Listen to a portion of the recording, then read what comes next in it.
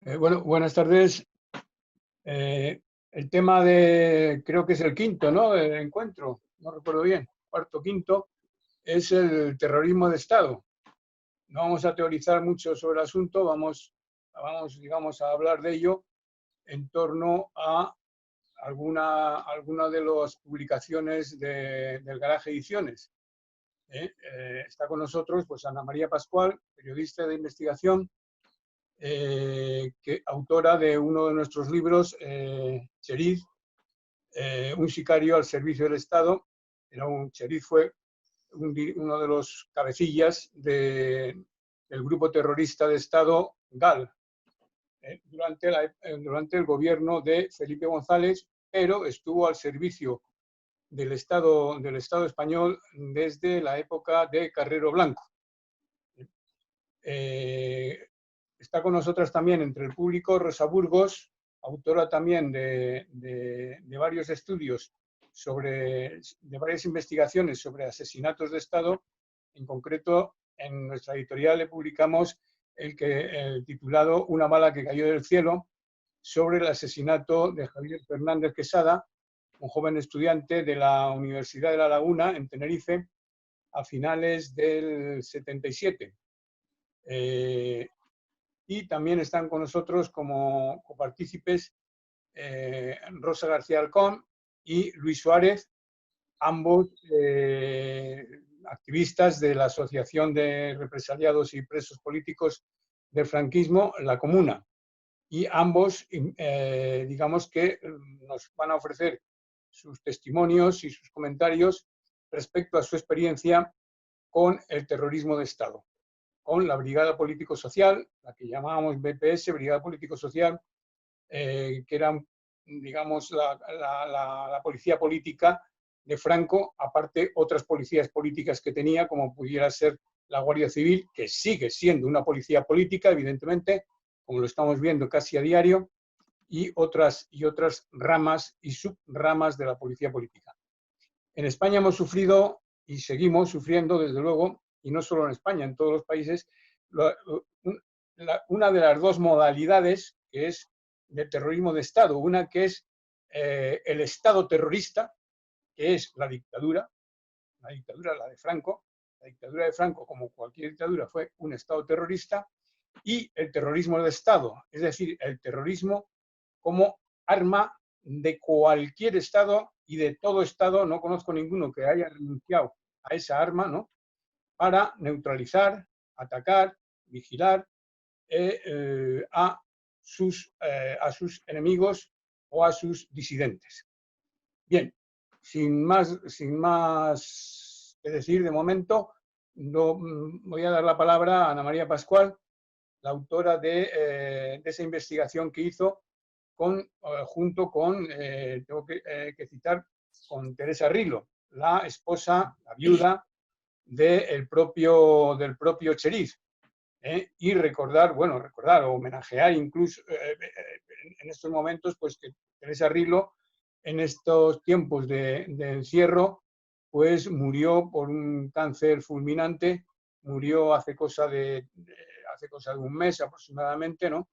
Y bueno, esto impidió que estuviese en muchas de las presentaciones del libro y ha impedido evidentemente que pueda estar hoy aquí. Un recuerdo para ella y para su valentía, por la información, por haber dado la cara y por haber informado de todo lo que viene por su testimonio, ¿no?, recogido por Ana María Pascual en su libro. Bueno, tiene la palabra Ana María Pascual. Muy bien, buenas tardes a todas y a todos. Gracias a la editorial El Garaje por este encuentro, que me parece muy, muy actual y muy necesario, por lo que estamos viendo últimamente de desmemoria o interpretación que hace la derecha de nuestra historia reciente. Como bien ha dicho Manolo, Teresa Rilo es la coautora de este libro, el alma, por así decirlo, y se nos ha ido pues hace poquito. Así que esta intervención mía quiero que sirva como un homenaje. Antes de entrar en materia, también quiero acordarme y quiero tener unas palabras de recuerdo para nuestro Chato Galante, que se nos ha ido también durante la pandemia y que seguramente le hubiera gustado mucho este encuentro, en el que el eje central, podemos decir que uno de los ejes va a ser la figura de Billy el Niño, que también se ha ido hace poco, aunque en su caso no lamentamos la pérdida, se ha ido con la impunidad bueno, que históricamente ya nos ha ofrecido el Estado, ¿no? Entonces vamos a empezar situando a este personaje Cherif, que va a ser el hilo conductor que nos va a situar a Billy el Niño desde el franquismo a la democracia. Por Teresa, todo lo que voy a hablar, por supuesto, es experiencia vivida por ella como esposa de Jean-Pierre Cherif.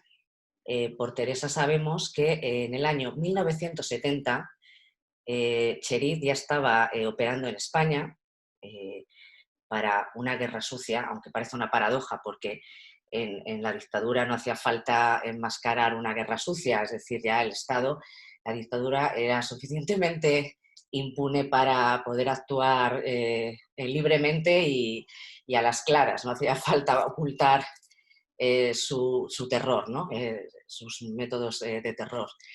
Vemos que ya, por eso digo que es muy importante este descubrimiento que nos hace Teresa de que ya en el año 70 su marido está operando bajo una pantalla, como trabajando de guardaespaldas para la cúpula de una empresa situada en Pamplona, bueno, que se dedicaba a hacer piezas para camiones. Con esta pantalla, él y su grupo, que todos provenían del ejército francés, eran desertores del ejército francés, se habían pasado a la OAS, al primer grupo terrorista de extrema derecha que hubo en Europa tras la Segunda Guerra Mundial. Pues estos franceses y un norteamericano, que parece ser que trabaja para la CIA, operan desde España hacia el sur de Francia para hacer labores ya de información de refugiados vascos en Iparralde. Incluso se habla de amedrantamiento y no sabemos, no está estudiado muy bien esa época, pero no sabemos hasta qué punto llevaron acciones bueno, mortales, por así decirlo. Pero lo que es la historia que hemos podido estudiar a través de periodistas y lo poco que se puede estudiar, porque recordemos que está vigente una ley de secretos oficiales y muchísima información vamos a tardar todavía en conocerla. Lo que es la guerra sucia como tal se va a situar, los libros de historia la sitúan más tarde, a partir de la muerte de Franco. Por lo tanto, es muy importante este descubrimiento que nos hace Teresa, porque ya en el año 70 vemos que el Estado se prepara, bueno, pues para una oposición de los grupos de izquierdas, para también las protestas bueno, pues en sectores fundamentales de producción, ¿no? Que ya se estaban dando prácticamente en toda Europa. Vemos hasta la muerte de Cherif, que ya os adelanto, no os voy a contar todo el libro, pero os adelanto que fue en el año 1984. Estos 14 años, este hombre ha estado en los acontecimientos fundamentales de la Guerra Sucia, incluido, que esto es importante, en el golpe de Estado del año 81, del 23F, también se recurrió a él para que fuera a echar una mano a los guardias civiles, aunque tuvo que volverse, como bien cuenta Teresa, con tristeza a su casa porque ya no hacía falta. Bueno, no quiero tampoco alargar muchísimo lo que es la biografía de este hombre, vamos a entrar ya con Billy el Niño. Billy el Niño bueno, se convirtió en un amigo inseparable de Jean-Pierre Cherif. Podemos situar el momento de cuando se conocieron a finales del año 75. Es decir, una vez muerto Franco, Cherif con su mujer se trasladan a Madrid, porque ellos en ese momento vivían en Euskadi, se trasladan a Madrid y preparando previsiblemente para lo que iba a ser un movimiento de oposición al régimen. Una vez en Madrid, ya había conocido hacía poco a Billy el Niño, a Conesa, a Ballesteros, a toda la cúpula de la lucha antiterrorista, incluso, bueno, pues a un grupo de italianos terroristas que estaban reclamados en Italia por acciones terroristas en la década de los 70 y que aquí en España encontraron pues, un refugio muy cómodo haciendo pues, trabajos sucios para el Estado español a cambio de vivir pues, con muchísima comodidad e impunidad, por supuesto. Todo este grupo en el que estaba Billy el Niño, Cherid, los terroristas italianos, se dedican bueno, pues a los acontecimientos de la Guerra Sucia más importantes, desde Montejurra, que ya sabéis que murieron 2 personas, el asesinato de Argala, el dirigente de ETA Argala, y la matanza de Atocha. En la matanza de Atocha estuvo directamente implicado Billy el Niño. Esto nunca se ha, bueno, sí se ha investigado en el sentido que incluso tuvo que declarar, pero bueno, como siempre, pues no se le pidieron mayores explicaciones, la impunidad ante todo. También hay un episodio en el que salpica de lleno a Billy el Niño y fue un atentado en Endaya, en Iparralde, en el bar Endayés, en el año 80, y murieron 2 personas e hirieron a 12.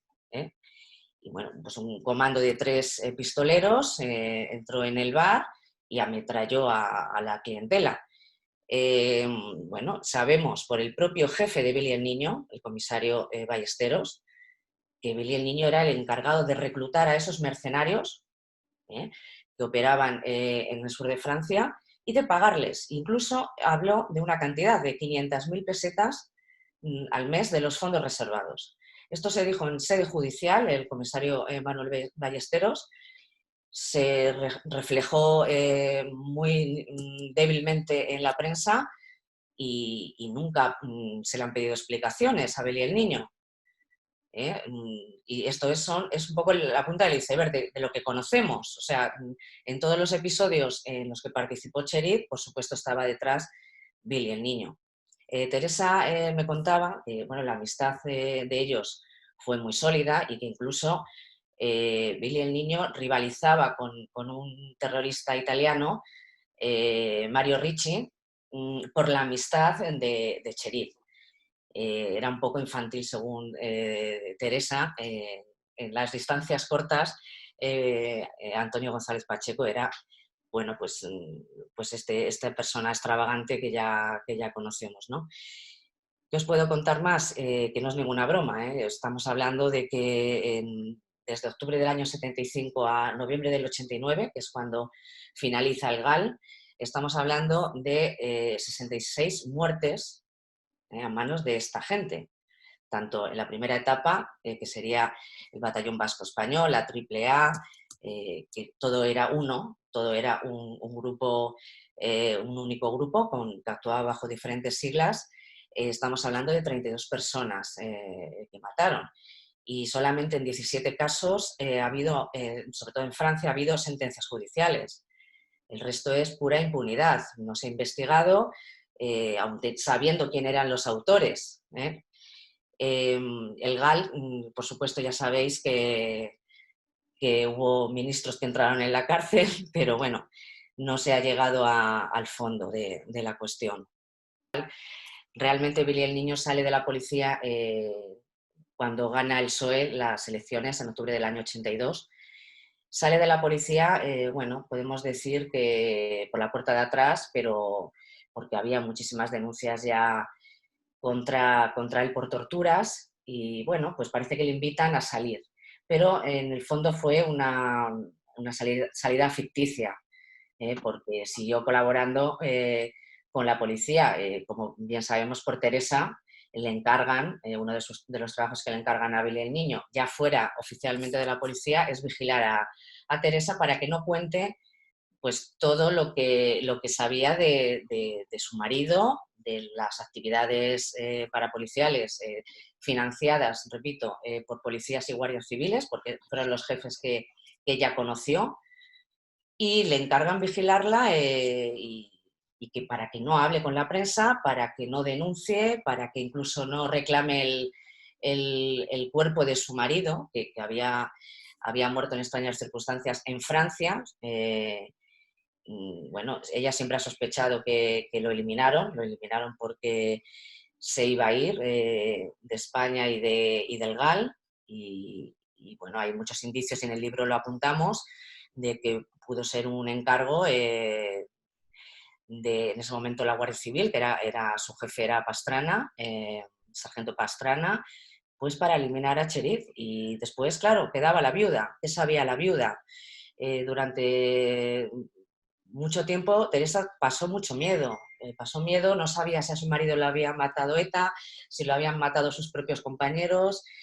Fue un infierno lo que ella vivió, hasta que pudo liberarse de aquella mafia bueno, amigos que pensaba que eran amigos como Billy el niño, y que al final pues no eran amigos, por supuesto, eran enemigos. Sobre eso de simplemente apuntar eso de salidas ficticias de la policía, ¿no? Incluso hay entradas ficticias en la cárcel, como la de General Galindo. El general Galindo, que se suponía que estaba en la cárcel y quizás se pasó por allí a tomarse una copa, tenía consultas semanales con el ministro del Interior correspondiente en Madrid. Es decir, que estaba ejerciendo de jefe, ¿no? Cuando se suponía que estaba ahí en la cárcel con televisión de color y demás, ¿no? Es decir, seguía él. Simplemente apuntar esto nada más, ¿no? Que no solamente hay salidas ficticias, sino que hay hasta encarcelamientos ficticios. Bueno, pasamos la palabra a Rosa. Rosa García Alcón. A mí se cruzó en mi vida este individuo, el finado, Billy el niño, pues por un motivo, porque yo era militante de la Federación Universitaria Democrática de España, FUDE, que pertenecía al FRAP, era militante en la universidad. Y también porque me tocó vivir una etapa, la última etapa del franquismo, en la que las movilizaciones, el hartazgo que había de la sociedad en general, sobre todo de los jóvenes, ¿no?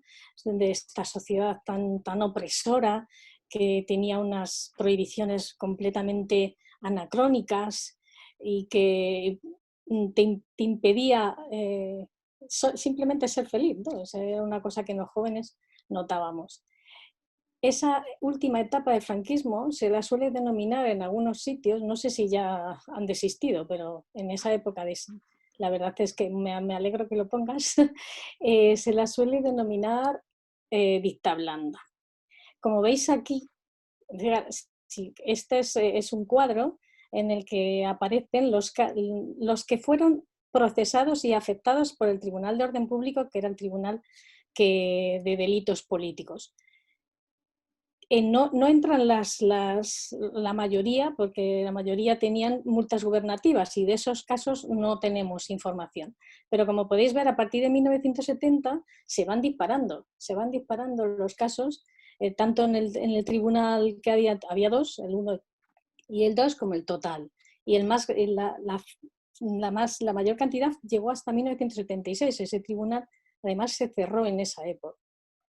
¿Por qué había esta movilización? Por varios motivos también, porque había una movilización obrera, pilló además a partir del año 74 la llamada crisis del petróleo, empezó a haber despidos, empezó a haber pues igual enfrentamientos, y en el año 70 se aprueba una ley, la Ley General de Educación, conocida como Villar-Palasí.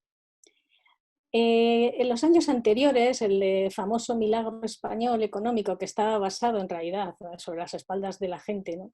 Que era en base al turismo, en base a las divisas que mandaban los 2 millones de migrantes, en base a los sueldos de miseria que había, o sea, el sueldo mínimo estaba en 8.400 euros, para hacer una idea. perdón, pesetas, y ese milagro había permitido crear una clase media bastante agradecida al régimen, y los hijos de esa clase media habían tenido oportunidad de llegar a la universidad, cosa que estaba bastante difícil para los hijos de los obreros. Pues sí, espera que todavía no he llegado. La cuestión es que esa ley, que tenía una buena, por lo menos intención, que era modernizar la enseñanza, en realidad lo que venía a decir su articulado es que ese ascensor social que permitía el tener estudios, pues ya empezaba a cerrarse, no interesaba ya tanta cantidad de gente en la universidad estaba completamente movilizada, les había salido un movimiento estudiantil muy combativo, y en esta ley se cerraba un poco ese cupo a través de una selectividad que en el primer momento solo hacían algunas facultades, pero que luego ya fue extendida a toda la universidad. La cuestión es que se movilizó, hubo muchas movilizaciones, muchas reuniones y se convocó huelga. Ahora es cuando viene la foto 3 y la foto 4. La huelga se hizo en el año 72, creo que por febrero o marzo, pero no me acuerdo muy bien de la fecha. Y fue un éxito. En mi instituto salió todo el mundo, o sea, quiero decir, no entró nadie. El método que usamos a lo mejor ahora nos hubieran llamado terroristas, pero entonces fue muy eficaz. Y a nivel de Madrid, y aquí hay una noticia también de Barcelona, pues, y de otras ciudades, en las enseñanzas medias salieron masivamente a la calle. Salimos en manifestación, vinieron por supuesto los grises, hubo que correr, detuvieron, hubo varios detenidos, multas gubernativas, tuvimos que hacer actos de todo tipo, pues, teatro, un partido de fútbol de chicas, para conseguir dinero y pagar esas multas gobernativas. Ahí es cuando yo conocí al FRAP, en esa época. Vinieron a hablarnos, en fin, nos hablaron los 5 puntos del FRAP, etcétera, etcétera, y se repitieron esas huelgas en los distintos cursos. Y ya en el 74 yo estaba en medicina. Me pasaron el contacto con los que había. La FUD en medicina había sido muy importante hasta el año 73. Pero después de mayo del 73, que hubo una represión ferocísima, había bajado bastante. Pero es que además en la misma universidad el movimiento era tremendo. O sea, había jornadas de lucha, había asambleas diarias. El decano de mi facultad dio permiso a la policía para que nos desalojara todas las tardes, para que no hiciéramos las asambleas. Había manifestaciones, había de todo. A lo largo del año 75 empezaron las acciones a tener otro componente más, ¿no? A ser unas acciones un poco más agresivas. Y llegó el verano del 75, fue muy duro para todo el mundo. Había que salir de casa porque todos estábamos en peligro, pero no había tampoco muchos sitios donde irse, ¿no? O sea, las casas de apoyo famosas tampoco eran tantas. Y al final pues yo volví a mi casa en agosto, y a finales de agosto me detuvieron. No en mi casa, aunque sabía mi dirección, no en mi casa. Me llevaron a la DGS, directamente estaba esperándome este individuo. Este individuo no me preguntó nada, no me interrogó para nada. Este individuo lo único que hizo fue pues golpearme y para que supiera lo que me esperaba, porque esas fueron sus palabras. La verdad es que a mí no me había pegado nadie en mi vida, y fue fue muy duro. Pero no fue el único, hubo otros, o sea, eso estaba lleno de policías, y este tipo me llamó la atención primero por el aspecto que tenía tan desagradable, lo mal que olía, es que era verdaderamente muy desagradable. Y me llamó la atención también por lo histriónico que era un peliculero, o sea, es que tenía una afición a exagerar que llamaba con respecto a los otros, ¿no? La cuestión es que me aplicaron la ley antiterrorista. La ley antiterrorista la habían aprobado 2 días después de estar yo detenida, pero tenía efectos retroactivos, de hecho se lo aplicaron a todo el mundo. Y eso significaba que pasaba a jurisdicción militar. Pero no me llevaron a juzgados militares, trajeron a los militares a la DGS. trajeron a, no sé si era un coronel, el juez, un secretario que sí que sabía que era capitán y no sé si era un recluta, pero tenía el pobre una cara de susto impresionante todo el tiempo. Cuando se fue el coronel a preguntar por mí qué era o quién era, pues el capitán intentó así hacerse simpático y me dijo, nosotros estamos aquí obligados. Y yo le contesté que yo también. Y luego ya, pues nos mandaron a Yeserías. A mí no me pudieron acusar de terrorismo, pero me acusaron de colaboración con terrorismo. Bueno, pasé el tiempo en Yeserías, épocas muy duras, como el 27 de septiembre, pero también la muerte de Franco. Y después ya nos pasaron al Tribunal de Orden Público. De hecho, este capitán vino allí a Yeserías a decírmelo, que muy alegremente. Y la verdad es que haciendo recuerdo de esto,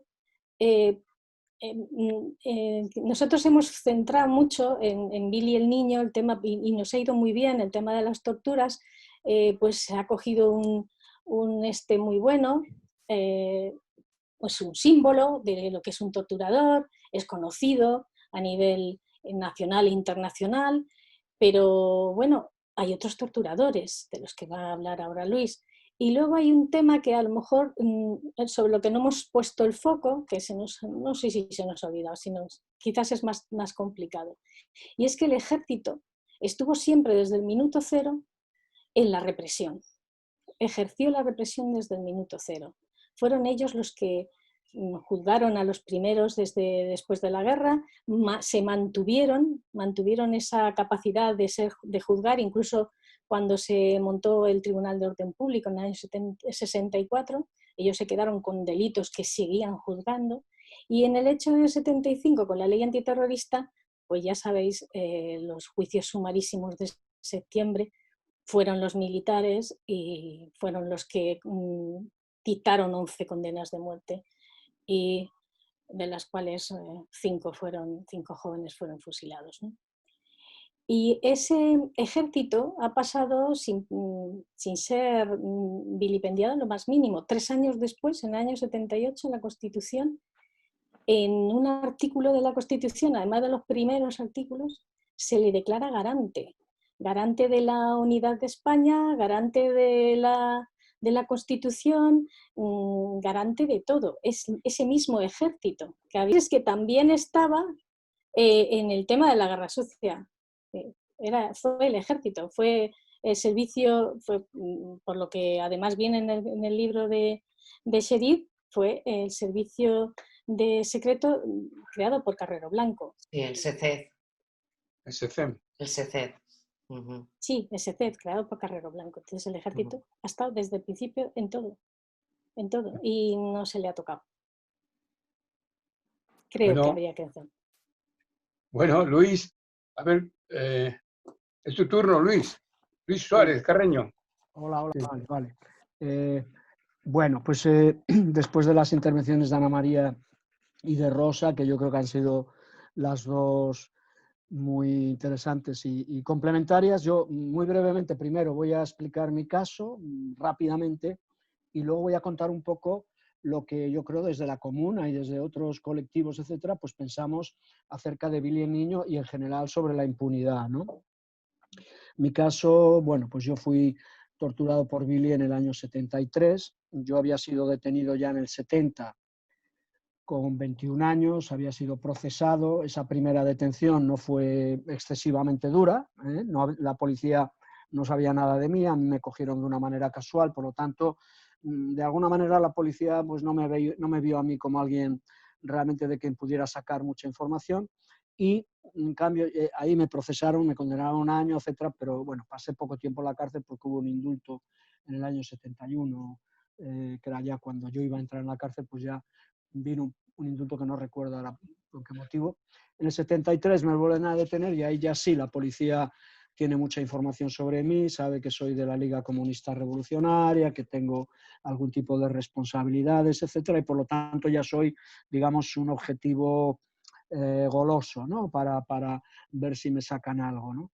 Y entonces ahí sí, entra ya en plena en plena actividad Billy, ¿no? Como el policía que pasa durante esos 3 días más tiempo conmigo, y luego hay otros policías, ¿no? Es decir, y además digamos que los nombres, en mi caso, por no sé por qué motivos, cuando yo hice mis trámites para conseguir mis documentos, bueno, pues en ese momento se conseguían los documentos de la policía completos, ¿no? Yo tengo el informe policial, el atestado, ¿no? Es decir, el informe que hicieron los policías de mi interrogatorio, incluso el informe que hay de mi detención, tengo todo su informe completísimo y además con todos los nombres de los policías.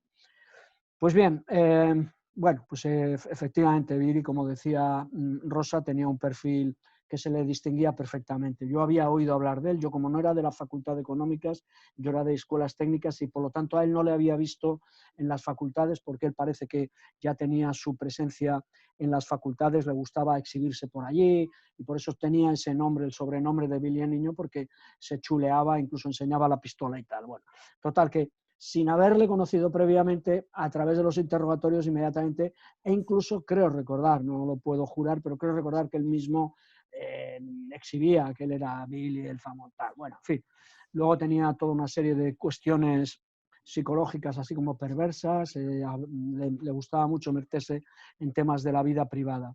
Una de las cosas que nosotros, Rosa lo ha citado, ¿no? Una de las cosas que nosotros de alguna manera hemos querido siempre a los medios de comunicación un poquito rebajar un poco el tono respecto a Billy, en el sentido de que a los medios, a algunos medios les ha interesado siempre mucho la figura peculiar, perversa, retorcida de Billy el Niño, y nosotros lo que sí insistimos normalmente es que Billy el Niño simplemente era un tipo un poco destacado en un contexto donde la tortura era el método habitual. La tortura nunca fue la excepción, sino que la tortura era sistemática, ¿no? Es decir, además era una tortura rutinaria, ¿no? Porque en muchos casos yo creo que no sabían ni lo que buscaban, al final como que era una policía, vamos a decirlo así entre nosotros, ¿no? Bastante incompetente, ¿no? Es decir, que nunca hicieron operaciones de desarticulación, quizá alguna, ¿no? Pero no era una policía especialmente imaginativa, efectiva y tal, ¿no? Pero la tortura era como rutina, es decir, que si no pegaban, pues supongo que no cobraban el plus, ¿no? ¿Cuántos has pegado este mes? Bueno, pues entonces tienes un plus a final de mes porque has hecho productividad, ¿no? Es decir, que no era ninguna excepción. ¿Que Billy era raro? Sí, era un personaje rarete y probablemente necesitado de atención psiquiátrica, ¿no? Pero bueno, queremos siempre enfatizar que no, por favor, no conviertan el tema del franquismo en la perversión de Billy el Niño. No, el franquismo era perverso, el franquismo era represivo, el franquismo era cruel, era sanguinario, y Billy el Niño, pues ahí simplemente medró porque se encontraba muy a gusto, ¿no? Es decir, era el ecosistema perfecto para una personalidad un poquito sádica, un poquito retorcida, ¿no? Nosotros hacemos sobre el tema de la impunidad es que es mucho más que la ausencia de justicia para algunas personas. Esa ausencia de justicia, que además no es solo para algunas personas, es una ausencia de justicia en términos en mayúsculas, es la ausencia de la justicia, ¿no? Es decir, no es la justicia para Rosa, no es la justicia para Luis, no era la justicia para Chato, era la justicia en general. Es decir, es un Estado, es un régimen, es un sistema, es una sociedad que no permite el acceso a la justicia a parte de sus ciudadanos y ciudadanas, y por lo tanto es una sociedad con una carencia de justicia en general, ¿no? Por un lado eso, pero a partir de ahí es mucho más grave la impunidad, porque la impunidad deriva en un momento dado en la negación. Lo que sucede con la impunidad es que como no se ha juzgado jamás un solo crimen del franquismo, pues lo que empieza ya a aparecer en la sociedad, sobre todo cuando van muriendo las víctimas directas, es que, bueno, pero en realidad hubo esos crímenes. ¿No será que de alguna manera eso también era como una leyenda, que la gente se inventaba, que tal, esos rojos y rojas? Es decir, si hay impunidad, es una forma, es una puerta que da acceso a la posible negación. Siempre decimos también que si nos fijamos en el tema del nazismo, pues si no hubiera habido los juicios de Nuremberg, probablemente hoy habría mucho más, vamos a decir, relativismo en relación a lo que fue el nazismo, ¿no? Es decir, a lo mejor no fueron tantos judíos, bueno, pero oiga, no, pero quizá a lo mejor no fueron, bueno, hubo unos juicios de Nuremberg y entonces es mucho más difícil ahora ser negacionista. Evidentemente hay negacionistas, pero los negacionistas ahora son algo extravagante. ¿Por qué? Pues porque hay unos juicios donde unos tribunales objetivos, lo más objetivo que se puede llegar, nada es totalmente objetivo, nada es totalmente la verdad, todos sabemos que está contaminado en algún grado de cierta subjetividad o de cierta ideología, pero lo más próximo que podemos encontrar a algo que puede ser respetado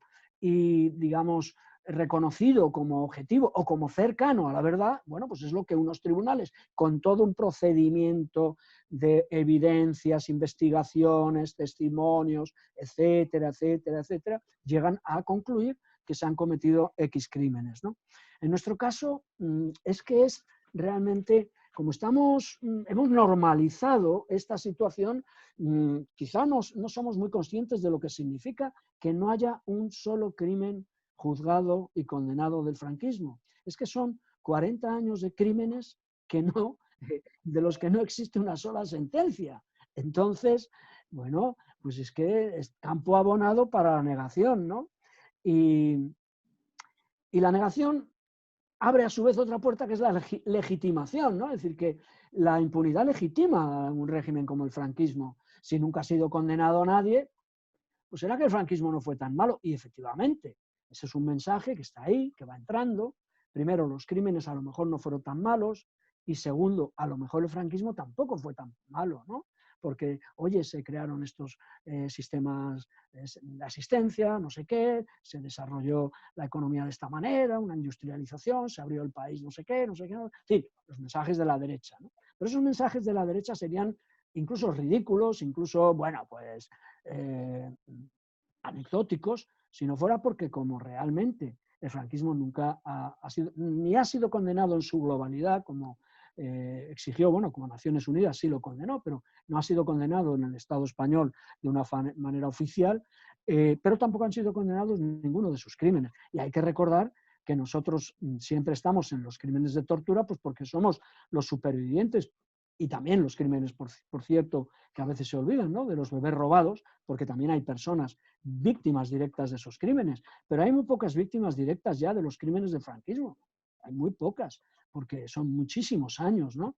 Es decir, del tema de los robos, del expolio, del exilio, de todas las infinitas formas del trabajo esclavo, etcétera, etcétera, pues es evidente que no puede haber víctimas directas, puede haber descendientes y tal, como los que trabajan en el tema de las fosas, que son, evidentemente, pero son descendientes, que ya no tienen, digamos, las evidencias tan claras como las que podemos tener nosotros, los que fuimos víctimas de crímenes directos, ¿no? Entonces, bueno, voy a concluir ya, es decir, que para nosotros todo lo que hay alrededor de Billy el Niño y de la impunidad es mucho más grave que la falta de justicia, para Chato, que se ha mencionado aquí, que se ha ido desgraciadamente en esta pandemia, aunque estaba ya bastante enfermo el pobre, pero ha tenido mucha mala suerte de salud, pero digamos Chato con todo el protagonismo, con toda la valentía, con todo el enorme trabajo que ha hecho para darle visibilidad a las torturas y a los crímenes, no es el problema nuestro, no es nuestro problema como generación, ni siquiera es el problema de una sociedad que de alguna manera pues vive en una, digamos, carencia de principios, en una carencia de valores y en unas carencias democráticas muy graves. Y lo que está sucediendo, y ya con esto acabo, lo que está sucediendo ahora mismo en este país en relación a la pandemia, en relación a lo que ha sucedido con la manifestación del 8M, a la, vamos a decir, insubordinación o como le queramos llamar ahora de ciertos cuerpos armados, lo que está sucediendo en este país, Rosa lo ha comentado también de pasada refiriéndose al ejército, es que es evidente, es la herencia de todo este proceso de impunidad. La impunidad lo que hace es eso, que hace crecer, legitima y hace envalentonarse a los fascistas. Y ahora una señora, una diputada, nos dice que había unos antifranquistas buenos y otros antifranquistas malos, es decir, nos van a dar el certificado a nosotros y nosotras, ellas y ellos, son los que ahora nos van a dar a nosotras y nosotros el certificado de demócratas. ¿Okay? Esta es la conclusión de 80 años de impunidad. Ya está. Bueno, como os decía al principio, está con nosotros Rosa Burgos, también autora de varias investigaciones de asesinatos de Estado. Que nos cuentes un poco alguna cosita de esas investigaciones que hiciste sobre los asesinatos de Caparrós en Andalucía y de Javier Fernández Quesada, que es uno de tus libros que hemos publicado en la editorial, La bala que cayó del cielo. Bueno, Pues... en primer lugar quiero darle la enhorabuena a Ana María Pascual por su excelente libro. Muchas gracias, Rosa. Ha sido una investigación fantástica y ha sido un placer leerlo, sobre todo porque he aprendido muchas cosas de él y me ha intrigado mucho leerlo. Enhorabuena, Ana María. Muchas gracias, Rosa. De verdad. Gracias.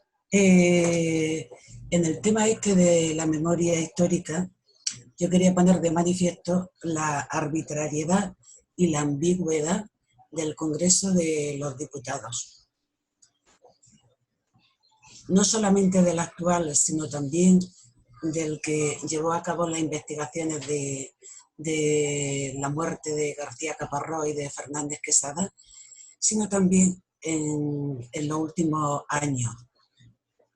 Digo ambigüedad y arbitrariedad porque la documentación que existe en los archivos del Congreso se otorga arbitrariamente y no soy yo la perjudicada, porque justamente a mí me entregaron la documentación que después solicité otra documentación y me dijeron que era secreta. De modo que en la época en que me la entregaron regía la ley de secretos de Estado y posteriormente regía la misma ley y me denegaron parte de la documentación. En el libro La bala que cayó del cielo, publicado primero en Canarias, porque era de un crimen que se cometió en la Universidad de La Laguna y acudí a una editorial de Canarias. El tema de todos estos asesinatos o crimen de Estado que he investigado, tanto de García Caparrós como de Fernández Quesada, me queda la insatisfacción de no llegar hasta el fondo, porque el fondo en ambos casos se deja traslucir de las investigaciones que se llevan a cabo en el Congreso de los Diputados, que en un caso había sido la Guardia Civil, genéricamente, y en otro caso había sido la Policía Armada, genéricamente. Es decir, no se individualiza al autor, que era la tónica que se seguía en aquella época. Tanto la Guardia Civil como la Policía Armada dispararon ese día, pero ¿fueron ellos los autores o fue personal de gente nueva, apoyado incluso y después tapado por la Dirección General de Seguridad? Esos hechos y otros muchos más no nos dejan de investigar, porque los archivos del Congreso de los Diputados, donde constan declaraciones de 80 y tantas personas, a eso no he tenido acceso para el tema de García Caparrós. No he tenido yo acceso, desde luego la familia tampoco, aunque yo soy una privilegiada porque a mí sí me lo concedieron, no sé por qué, pero sí me concedieron parte de la documentación. Pero a los familiares de Fernández Quesada y de García Caparrós se lo denegaron. Para obtener nos preguntamos todos los investigadores qué hay que hacer para obtener documentación que no la hayan destruido, porque Martín Villa ya se encargó de destruir casi toda la documentación de la Dirección General de Seguridad. Los investigadores estamos en un camino cerrado porque las instituciones ya legales, ya democráticas, como el Congreso de los Diputados, no nos dejan acceder a la documentación.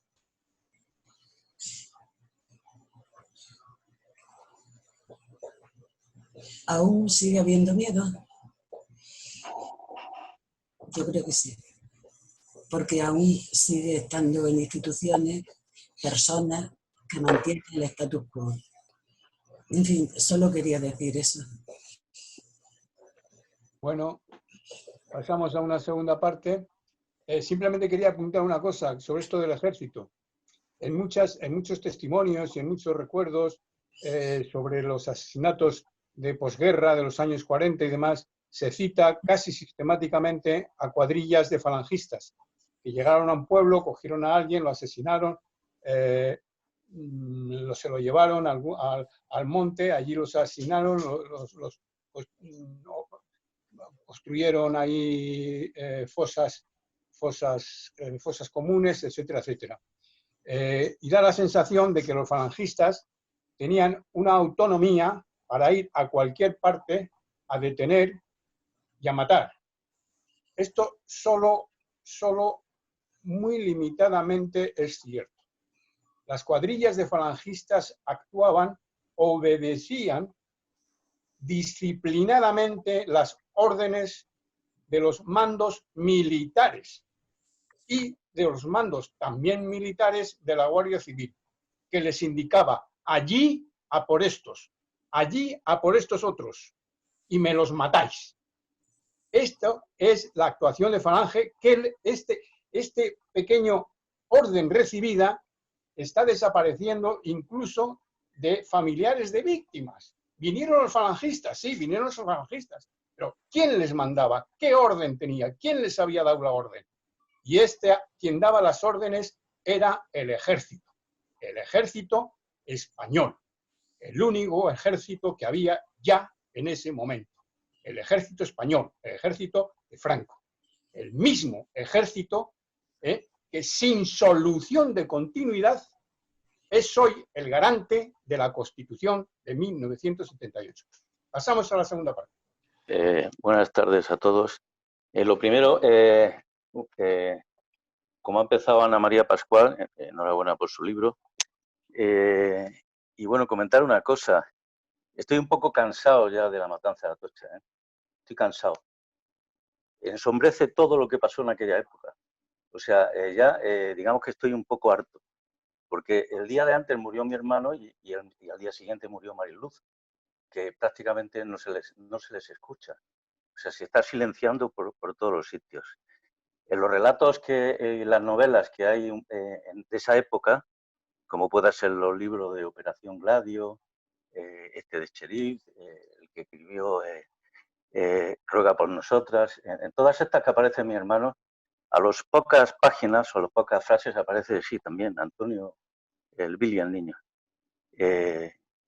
Lo que pasó en aquella época, concretamente el día 23, fue una cosa no fortuita, fue una cosa, en mi opinión, que estaba preparada, porque mi hermano y yo siempre he tenido la idea de que iban a por él, porque era una persona que se hacía notar, ya había tenido algunos problemas en alguna manifestación y todo su delito era que pertenecía a la joven Guardia Roja. O sea, era una cosa, pues era de comisiones, como yo también, y pertenecía a la joven Guardia Roja que no se le perdonó.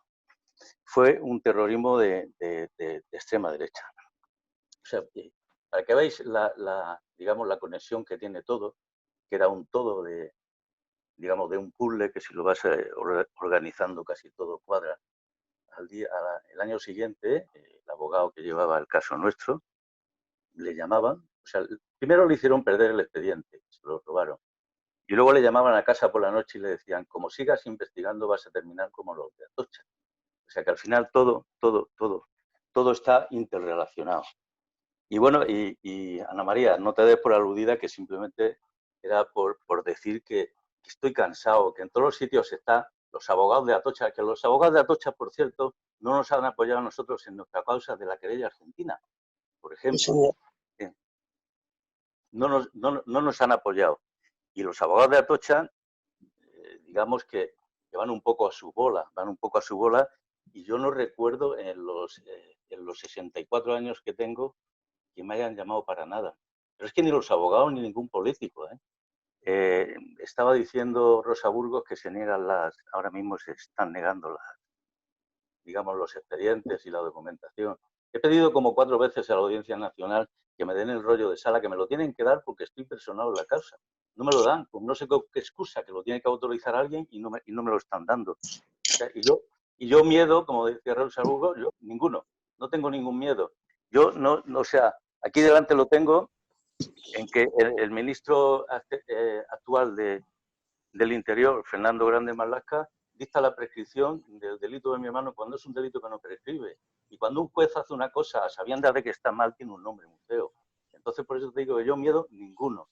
Y que no se va a sentar nadie en el banquillo, pues dentro de poco vamos a iniciar la campaña de Martín Villa. Os pido apoyo a todos. Martín Villa está imputado por 3 causas, una de ellas la de mi hermano, San Fermín y Vitoria, y sería una oportunidad magnífica. Martín Villa está, digamos, en busca y captura, no puede salir de España, lo está protegiendo el Estado español, el actual Estado español.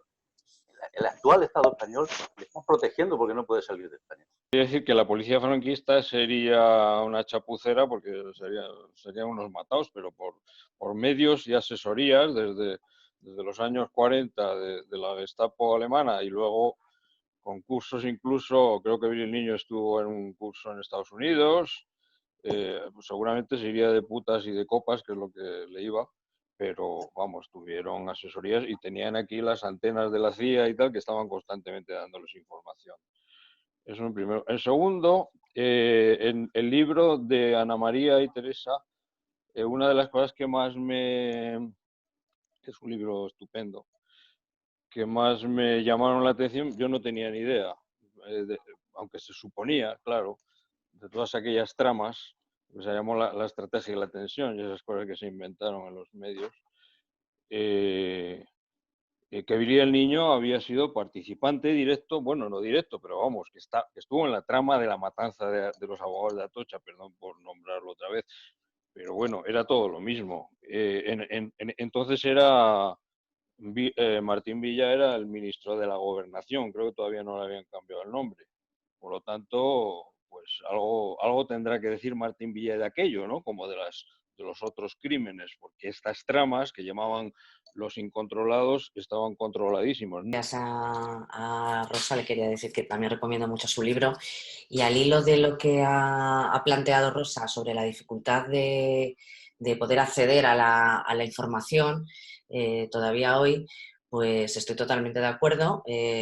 Os quería contar que en el caso de Cherí, del libro, sí que me remitieron alguna información desde el archivo del Ministerio del Interior, pero claro, me consta que es una unidad deficitaria, como lo llaman los archiveros, es decir, creo que hay 2 archiveras pues para un archivo tan importantísimo como para los investigadores y para la memoria histórica como es el archivo del Ministerio del Interior. Pues no se dota de medios y claro, pues las peticiones tardan muchísimo en poder cumplimentarse, y además, claro, el tema de los archivos es un mundo aparte, es decir, entre lo que se habrá destruido, lo que se habrá destruido por desidia también, bueno, porque estará almacenado en malas condiciones, lo que no se ha catalogado todavía. Es decir, es que aquí falta una labor, eso es que es fundamental, los archivos. Es fundamental y es que no estamos todavía siendo conscientes. Sí que hay muchas peticiones incluso en el Congreso llevamos ya varias legislaturas, creo que es el PNV, pidiendo que se derogue la ley de secretos oficiales y otras leyes también, no solo esa, que establecen el funcionamiento de los archivos y a ver si por fin en esta legislatura hay avances, porque entre que no se dota de medios a los archivos y esas leyes que atenazan la libertad de poder tener información, y en el caso de Cherif, bueno, pues muy censurada, porque claro, hay que demostrar que todas las personas que aparecen han fallecido antes o sea, hace 25 años como mínimo. Claro, no se puede pedir las partidas de defunción de personas que no son de tu familia, o sea, hay muchísimas dificultades, por lo tanto, lo poco que llega tarde, censurado, por así decirlo, por la ley de protección de datos. Y me gustaría, bueno, pues esto, no sé si Rosa tiene alguna información más sobre este tema, pero es urgentísimo que los archivos no solo se abran, sino que se dote a los archiveros para que hagan su trabajo de memoria, porque son ellos los que tienen que hacer ese trabajo y me consta que no se les deja porque no se está dotando de esas herramientas.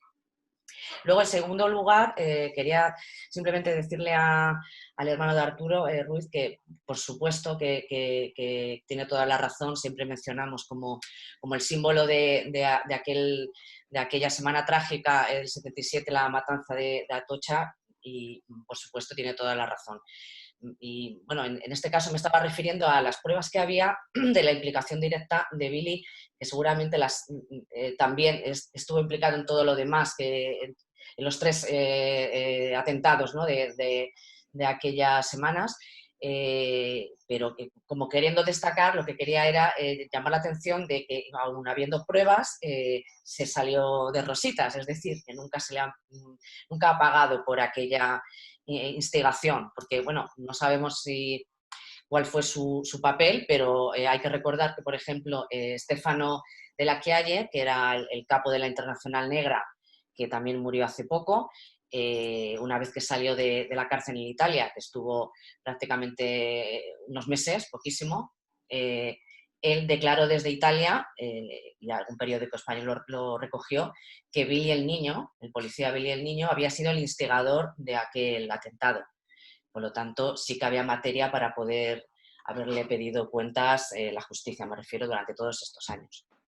También la documentación que se recibe está por la ley de protección de datos, están tachados ciertos datos y bueno, es por la confrontación de la intimidad personal, etcétera, pero a veces bajo esa protección de la intimidad, a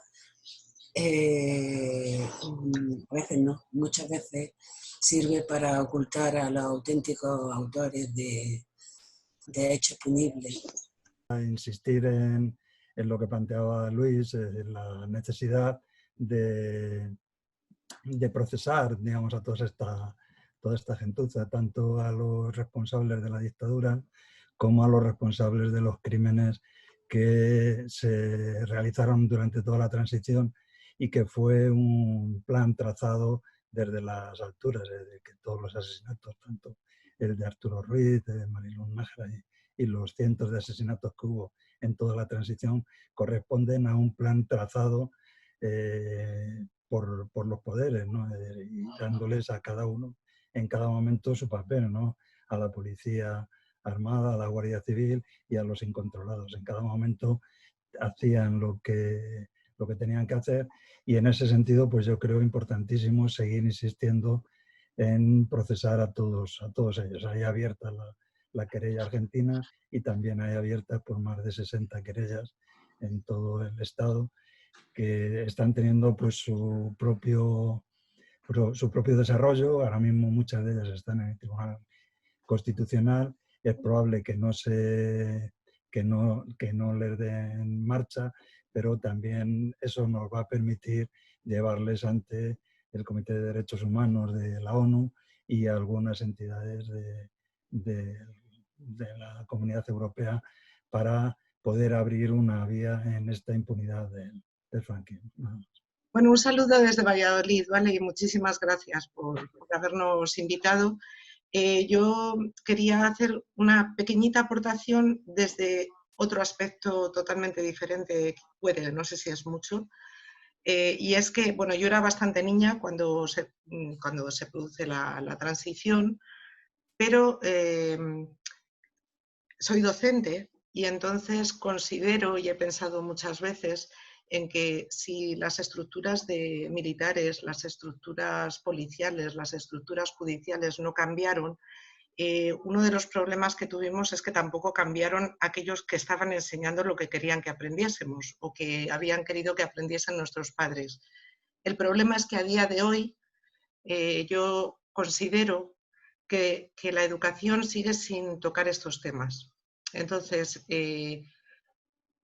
nos encontramos con situaciones como las que tenemos, cantidad de gente joven que hoy está diciendo viva Franco. No sé cómo se podría hacer. La historia de España se toca de refilón, os lo digo, soy profesora de historia, y por supuesto la época ya de final de, vamos, la época contemporánea y el franquismo y la dictadura, más de refilón porque pilla al final de todo lo que podríamos explicar. Entonces, bueno, se me ocurría ahora oyéndoos lo importante que sería que pudiésemos hacer, si los docentes no tenemos oportunidad, porque no nos lo permite, porque la ley tal y como está planteada educativa no nos permite que nuestros jóvenes se enteren realmente de lo que pasa, pues no sé, alguna idea para poder llevar a los centros educativos de alguna manera todos vuestros testimonios. Sí que se habrá hecho posiblemente en algunas zonas, en algunas ciudades, desde luego en Valladolid lo desconozco por completo, pero necesitamos que nuestros jóvenes conozcan la historia, y os lo estoy diciendo yo que soy profesora de historia, y tenemos las manos atadas porque nuestro sistema educativo sigue siendo un sistema a base de tópicos, de conocer que hubo un señor que se llamó Franco, que hubo una dictadura y que luego llegó la transición. Entonces, mientras la educación no cambie, mientras nosotros no seamos capaces de transmitir a nuestras generaciones jóvenes las aberraciones que supuso la dictadura, le veo poca solución al asunto. Bueno, nada más. Gracias. Con esto tenemos algunas iniciativas en algunos sitios, en Madrid, en Asturias, en otros sitios seguramente. Estamos utilizando la película El silencio de los otros para proyectándola en los institutos y haciendo un debate posterior. Desde la comuna, si te pones en contacto con la asociación, te pueden indicar por qué la productora cede los derechos de la película para proyectarla dentro de institutos, universidades, colegios, donde sea necesario. Cerrándolo ya, simplemente recordaros que ahí está la web del Garaje Ediciones, accesible para cualquiera, y ahí cómodamente podéis adquirir tanto el libro de Ana María Pascual como el de Rosa Burgos, y sin moveros de casa, pues lo podéis tener. Y bueno, son dos libros que realmente merecen mucho la pena. Y nada más, muchas gracias a todos por vuestra asistencia y seguimos aquí. Adiós a todos. Muchas gracias. Muchas gracias. Muy bien todo. Adiós. Hasta pronto. Adiós. Hasta pronto. Gracias.